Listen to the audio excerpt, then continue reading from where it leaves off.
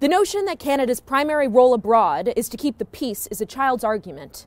We saw this rhetoric from commentators like the Star's Haroon Siddiqui after Canadian troops were deployed to Afghanistan in 2002. We're seeing it again today. The Toronto Star's Mitch Potter, in a piece entitled "Can Canada's Army Return to Peacekeeping?" wrote, "Our army, once a leader in protecting civilians trapped by conflict, now is wired pretty much exclusively for war." He goes on to ask, should Canada answer the call by the United Nations to pivot on peacekeeping, to revive a bigger and faster international army of blue helmets, which are basically UN observers, to meet the challenges posed by Islamic State terrorists? Apparently, there's a UN peacekeeping renaissance in the works, and Canada needs to be the leader.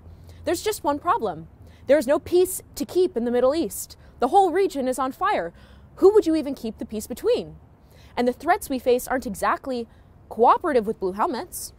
The idea of sending in blue helmets to basically be human shields in Syria is a death sentence. Where are you going to put the blue helmets in the Islamic State's de facto capital of Raqqa?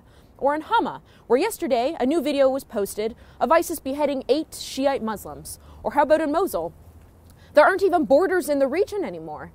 No disrespect to blue helmets, but what would a blue helmet do there? Either they get killed, or the UN stands by like they did in Rwanda or Srebrenica, where they watched the deaths of hundreds of thousands of people from the safety of their vehicles, because for peacekeepers to intervene meant they were no longer peacekeepers.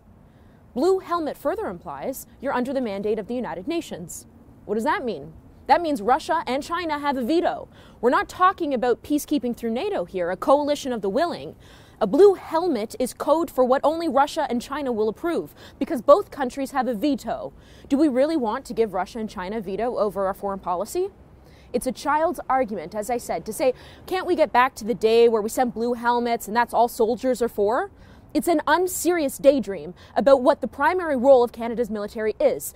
Peacekeeping is not its primary role. It never has been, and it never will be. The primary role of our soldiers is to fight, and events in the Middle East as of late have shown we still need our soldiers. Liberals can daydream all they want about the world before 9/11, when liberal platitudes were all that was needed. But that won't kill the savages who burned the Jordanian pilot alive and beheaded the Coptic Christians in Libya.